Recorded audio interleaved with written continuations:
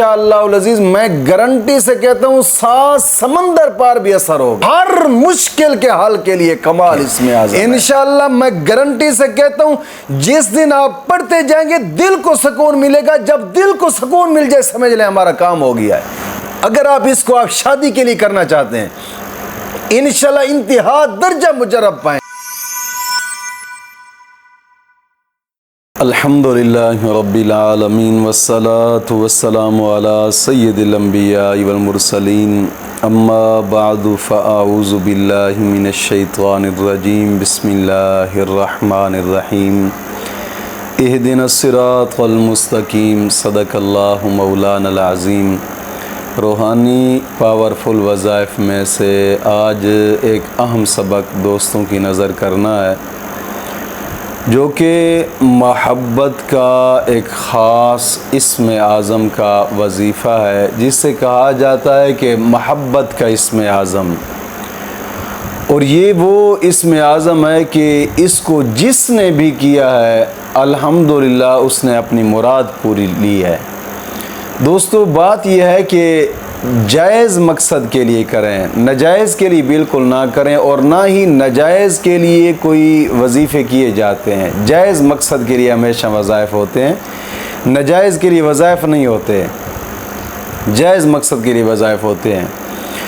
اور جائز مقصد کے لیے جب آپ کریں گے تو اس میں انتہا درجہ آپ فائدہ پائیں گے. ایک تو کوئی نقصان نہیں ہوگا, مثال کے طور پر جس طرح کے رجت کے نقصانات ہوتے ہیں. دوسرا دل انسان کا مطمئن ہوتا ہے. جب انسان کوئی بھی ٹھیک کام کر رہا ہو نا تو یہ دل سب سے بڑا مفتی ہے. انسان کو یہی دل ہی گندہ بھی کرتا ہے اور دل ہی انسان کی تعریف بھی کرتا ہے, کیونکہ دل بہت بڑا مفتی ہے اور یہ اپنا فیصلہ ضرور سناتا ہے. اگر کوئی غلط کام کر رہا ہو تو دل ملامت کرتا ہے, انسان کو ضمیر ملامت کرتا ہے. جائز مقصد کے لیے کریں گے تو دل سکون میں ہوگا, اور جب سکون دل کو محسوس ہو نا تو سمجھ لیں کہ اس وقت کامیابی ہی کامیابی ہے. جائز مقصد کے لیے کریں, ناجائز کے لیے بالکل نہ کریں, اور نہ ہی ناجائز کے لیے کوئی ہماری طرف سے اجازت ہے. جائز مقصد کے لیے کریں, کوئی بھی جائز. مثال کے طور پر میاں بیوی کے اندر نا اتفاقیاں ناچاکیاں ہیں, یا پھر گھر کے اندر نا اتفاقیاں ناچاکیاں ہیں, یا پھر کہیں خاص جگہ پہ آپ رشتہ کرنا چاہتے ہیں لیکن وہ مانتے نہیں ہیں, یا پھر لڑکی والے نہیں مانتے, یا پھر لڑکے والے نہیں مانتے, یا کوئی اور جائز مقصد ہے. آپ اس جائز مقصد کے لیے اس اسم اعظم کو اس طریقے سے پڑھ لیں. انشاءاللہ العزیز, انشاءاللہ العزیز میں گارنٹی سے کہتا ہوں 7 سمندر پار بھی اثر ہوگا انشاءاللہ العزیز. لیکن کوشش فرمائیں اس کو شرائط کے ساتھ کریں, بغیر شرائط کے بالکل نہ کریں. اور سب سے پہلی شرط دوستو ایک بات ضرور یاد رکھیں, جب آپ بغیر شرائط کے کرتے ہیں نا تو رجت کے معاملات ہو جاتے ہیں, اور جب رجت کے معاملات ہو جاتے ہیں پھر دوست آپ پریشان ہو جاتے ہیں, یار وظیفہ تو کوئی اثر ہی نہیں کر رہا. حالانکہ وظائف اثر کرتے ہیں لیکن اس میں غلطیاں ہماری اپنی ہوتی ہیں. جب رجت کا معاملہ بن جاتا ہے پھر آپ لاکھوں وظیفے کرتے رہیں, کوئی بھی وظیفہ اثر نہیں کرے گا. کوشش کریں کہ رجت سے بچا کریں. رجت پر میں نے ایک ویڈیو بھی بنائی تھی, رجت کا آخری حل, جس کا لنک بھی آپ کو ڈسکرپشن کے اندر موجود ملے گا. اور کوشش فرمائیں کہ شرائط کے ساتھ مکمل کریں. آج کے وظیفے کی سب سے پہلی شرط نماز کی پابندی ہے. دوستو نماز دین اسلام کا اہم رکن ہے. نماز سے انسان کا رزق وسیع ہوتا ہے, نماز پڑھنے سے دل کو سکون ملتا ہے, نماز پڑھنے سے گھر میں برکتیں ہوتی ہیں. نماز آقا کریم صلی اللہ علیہ وسلم نے فرمایا کہ نماز میری آنکھوں کی ٹھنڈک ہے, اور ایک حدیث پاک میں فرمایا کہ نماز مومن کی معراج ہے.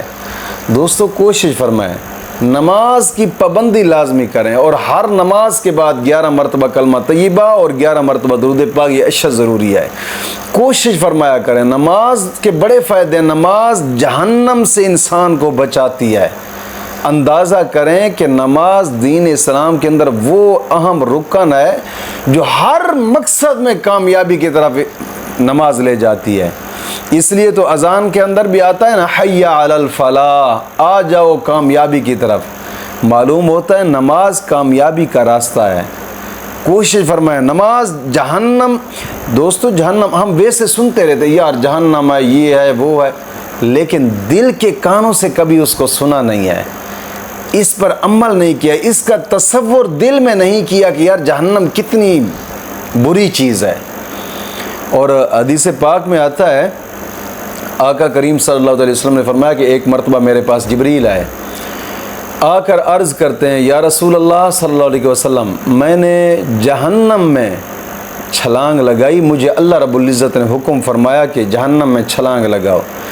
فرمایا میں نے جہنم میں چھلانگ لگائی، 1000 سال نیچے گیا، میں نے دیکھا تو جہنم کی آگ سفید تھی۔ پھر اللہ نے حکم فرمایا، پھر میں نے چھلانگ لگائی، 1000 سال نیچے گیا، فرمایا کہ جہنم کی آگ سرخ تھی۔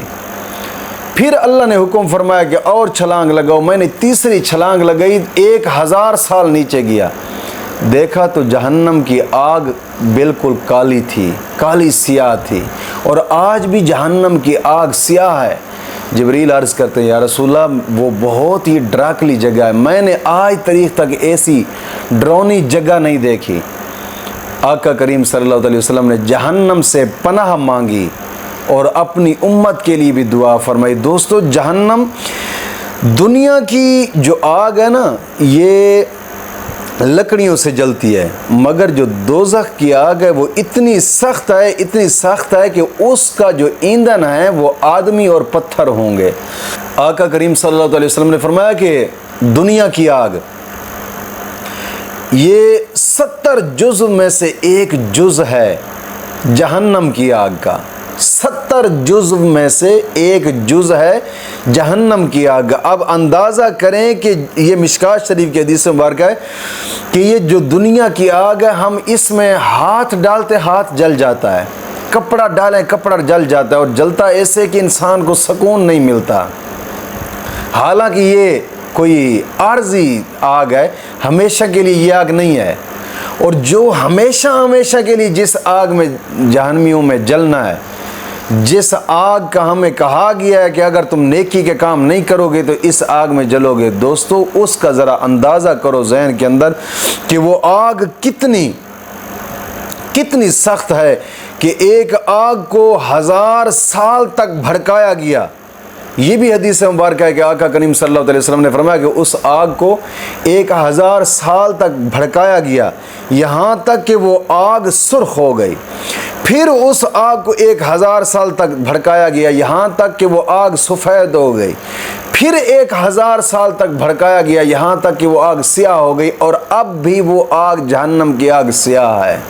اندازہ کریں کہ کتنی مشکل ہے کہ جس آگ کا ایندھن انسان ہو، جس آگ کا ایندھن پتھر ہوں، اور وہ آگ لکڑیوں پر جلنے والی نہیں ہے، یہ تو چھوٹی آگ ہے دنیا کی آگ، یہ تو اس آگ کا 70 جز میں سے ایک جز ہے جو لکڑی پر جلتا ہے، انسان کو جلا دیتی ہے۔ اور وہ آگ ایسی ہے کہ جس کی جناب علی ایندھن، جس کا بالن انسان اور پتھر ہوں گے، وہ اتنی سخت آگ ہے۔ اور پھر خود اندازہ کریں کہ اس آگ کے اندر اللہ رب العزت کے پاک قرآن نے فرمایا فَاتَّقُوا النَّارَ الَّتِي وَقُودُهَا النَّاسُ وَالْحِجَارَةُ أُعِدَّتْ لِلْكَافِرِينَ، بچوں اس آگ سے جس کا ایندھن انسان اور پتھر ہیں۔ اب اندازہ کریں، ایک رب کے ولی تھے، انہوں نے جا رہے تھے، جاتے ہوئے دیکھا تو ایک شخص آگ جلانے لگا، یا پھر واللہ عالم اس رب کی ولی کی ماں تھی، گھر کے اندر آگ جلانے لگی تو آگ جلانے سے پہلے سب سے پہلے اس نے چھوٹی چھوٹی لکڑیاں رکھی، پھر ان کے اوپر بڑی لکڑیاں رکھیں۔ اس نے پوچھا کہ یہ چھوٹیاں لکڑیاں پہلے کیوں ہیں، بڑی لکڑیاں بعد میں کیوں ہیں؟ جواب ملا کہ چھوٹی لکڑیوں کو آگ پہلے جلاتی ہے، بڑیوں کو بعد میں آگ جلاتی ہے۔ غش کھا کر گر گئے کہ ہم تو چھوٹے ہیں، سب سے پہلے تو ہم جلیں گے۔ دوستو اندازہ کریں خدا کے خوف کا، اتنا خدا کا خوف تھا ان لوگوں کے دلوں میں، اور جہنم کی آگ کا اتنا خوف تھا ان لوگوں کے دلوں میں۔ دوزخ آگ کا گھر ہے اور دوزخیوں کے اوپر نیچے وہی آگ ہی ہوگی جس آگ کے اندر وہ جل رہے ہوں گے۔ اب یاد رکھیں کہ جس شخص کا بچھونا ایسا ہو نا، اگر بچھونا ٹھنڈا ہے تو ظاہری بات ہے وہ ٹھنڈک میں رہے گا، اگر اوپر نیچے آگ ہے تو اندازہ کریں نہ کہیں بھاگنے کی جگہ ملتی ہے اور نہ کہیں بچنے کی جگہ ملتی ہے، اوپر نیچے آگ ہی آگ ہے۔ آقا کریم صلی اللہ علیہ وسلم نے فرمایا کہ یہ واحد نماز ہے جو تمہیں جہنم کی آگ سے بھی بچا سکتی ہے۔ نماز دین اسلام کا وہ رکن ہے کہ جو انسان کو دنیا اور آخرت میں انسان کے لیے جناب راحت کا سبب بنتا ہے۔ دوستو نماز کی پابندی لازمی کریں، اور وظائف ویسے بھی ہیں کہ جو بھی وظیفہ کرے، اگر کوئی شخص نماز نہیں پڑھتا ایسے وظائف کرتا رہتا ہے تو کہاں اس کو جناب وظائف اس کے اثر کرتے ہیں اور کہاں جناب اس کو کوئی فائدہ حاصل ہوگا۔ جب تک نماز نہیں پڑھتے وظیفہ کوئی بھی اثر نہیں کرے گا۔ یہ سب سے پہلی شرط ہے کہ نماز کی پابندی لازمی کرنی ہے، اور ہر نماز کے بعد 11 مرتبہ کلمہ طیبہ اور 11 مرتبہ درود پاک یہ اشد ضروری ہے۔ دوسری شرط اپنے تمام گناہوں سے توبہ اور آئندہ گناہ نہ کرنے کا ایک پختہ عزم کرنا۔ اللہ رب العزت قرآن کریم میں ارشاد فرماتا ہے ان اللہ یحب التوابین و یحب المتطہرین، گناہوں سے توبہ کرنے والوں اور صاف ستھرا رہنے والوں کو اللہ اپنا دوست رکھتا ہے۔ یہ دوسری شرط ہے کہ گناہوں سے توبہ کرنا۔ دوستو کوشش فرمائیں گناہوں سے پختہ توبہ کریں، کہ گناہوں سے توبہ کرنے سے انسان کو دل کا سکون ملتا ہے، گناہوں سے توبہ کرنے سے دعائیں قبول ہوتی ہیں، گناہوں سے توبہ کرنے سے رزق وسیع ہوتا ہے، گناہوں سے توبہ کرنے کے بڑے فائدے ہوتے ہیں، بڑے فائدے ہوتے ہیں۔ کوشش فرمائیں گناہوں سے پختہ توبہ اور آئندہ گناہ نہ کرنے کا ایک پختہ عزم کرنا۔ اللہ رب العزت کہ پاک محبوب نے فرمایا التائب حبیب اللہ، توبہ کرنے والے کو سب سے بڑا انعام جو ملتا ہے نا وہ یہ ہے کہ اللہ رب العزت اس کو اپنا دوست رکھ لیتا ہے۔ دوستو اندازہ کریں جس کو اللہ اپنا دوست رکھ لے دنیا کی کیا چیز ہے جو اس سے نہیں مل سکتی، آپ خود اندازہ کریں۔ یہ جو دنیا کی یاریاں ہیں، دنیا کی محبتیں ہیں، یہ یہاں پہ رہ جانی ہیں اور ان میں کوئی حقیقت نہیں ہے، کوئی اصلیت نہیں ہے، ان میں کوئی وفا نہیں ہے۔ وفا ہے تو میرے رب کی محبت میں ہے بس، اس کے علاوہ کوئی اور وفا نہیں ہے۔ کئی ہم نے دیکھے رات دن روتے ہوئے ہم جی اس کے سوا نہیں رہ سکتے، ہم جی اس کی، یہ غلط بات ہے، بالکل غلط، جھوٹ ہے، سب فراڈ ہے، اس میں کوئی حقیقت نہیں ہے، یہ سب فراڈ ہی فراڈ ہے۔ صرف سچی محبت ہے تو اپنے رب کی ہے بس۔ گناہوں سے پختہ توبہ کریں۔ اللہ رب العزت فرماتا ہے نا توبوا الی اللہ توبۃ نصوحا، تم اللہ کی طرف توبہ کر کے ایسے رجوع کرو گویا تم نے کوئی گناہ ہی نہیں کیا، یعنی توبۃ نصوحا، ایسی پختہ توبہ کرو کہ اس کے بعد تم سے گناہ نہ ہو۔ اور حدیث پاک میں آتا ہے کہ جب ایسی توبہ انسان کے رب کی بارگاہ میں قبول ہو جائے نا، ایسی توبہ کہ جس کے بعد کوئی گناہ نہ ہو، تو اللہ رب العزت اس توبہ کے صدقے ان کے اگلے پچھلے گناہوں کو معاف فرما دیتا ہے، اور یہ توبہ خوش نصیبوں کو نصیب ہوتی ہے۔ اور تیسری شرط روزانہ کی بنا پہ کم از کم 2 رکوع قرآن پاک کی تلاوت کے لازمی کریں، لازمی قرآن کریم کی تلاوت کریں گے، ہر حرف پر مولا کریم 10 نیکیاں عطا فرماتا ہے، 10 گناہ معاف ہوتے ہیں، 10 درجات بلند ہوتے ہیں، اور قرآن کریم کی تلاوت کرنے کے بعد انسان جو بھی جائز دعا مانگے مولا کریم اس کی دعا کو قبول فرماتا ہے۔ دوستو کوشش فرمائیں قرآن کریم کی تلاوت کو لازمی اپنی زندگی کا ایک حصہ بنا لیں۔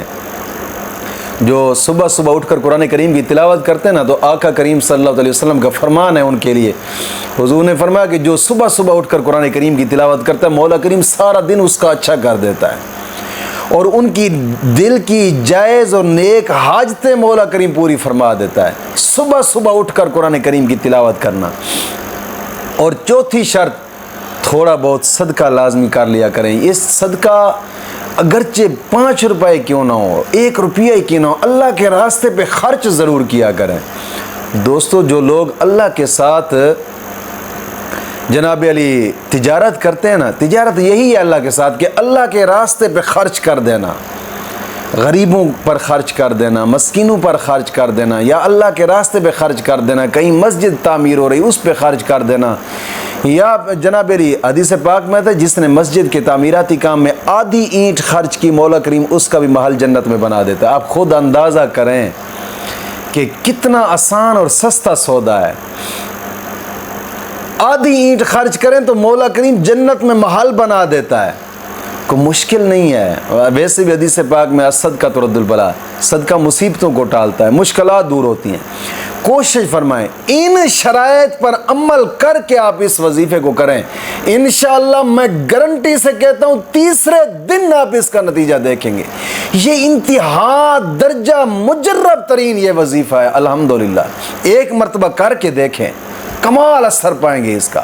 اور یہ کرنے کا طریقہ کار یہ ہے کہ نماز عشاء کے بعد 2 رکعت نماز نفل حاجات پڑھیں، 2 رکعت نماز نفل حاجات پڑھ کر پھر جناب علی اول آخر 11 مرتبہ درود پاک پڑھیں، اور 313 مرتبہ اس اسم اعظم کو پڑھیں جو اسم اعظم میں بتانے لگا ہوں۔ دوستو یہ اسم اعظم وہ اسم اعظم ہے، بزرگ فرماتے ہیں کہ اس سے بڑھ کر اثر رکھنے والا اسم اعظم ہم نے نہیں دیکھا۔ یہ اتنا مجرب ترین اسم اعظم ہے، اور یہی وہ اسم اعظم ہوتے ہیں کہ جن سے بزرگوں کو معرفت الہی حاصل ہوتی ہے۔ یہی وہ اسم اعظم ہوتے ہیں کہ جن سے جناب علی دل کی مرادیں پوری ہوتی ہیں۔ یہی وہ اسم اعظم ہوتے ہیں جن سے دعائیں قبول ہوتی ہیں۔ کمال مجرب ترین یہ اسم اعظم ہے۔ اگر اس اسم اعظم کو کوئی شخص بھی نماز عشاء کے بعد 313 مرتبہ پڑھتا ہے، 313 مرتبہ، بزرگان دین فرماتے ہیں کہ جتنی بڑی جناب علی حاجت کیوں نہ ہو، ہر مشکل کے حل کے لیے کمال اسم اعظم ہے۔ اور اس اسم اعظم کو اور کئی مرتبہ میں نے دوستوں کو بھی یہ بتایا، اور دوستوں نے بھی اس کو مجرب پایا ہے، اور میں خود اس کو کئی مرتبہ جناب علی دوستوں کو بتاتا رہتا ہوں۔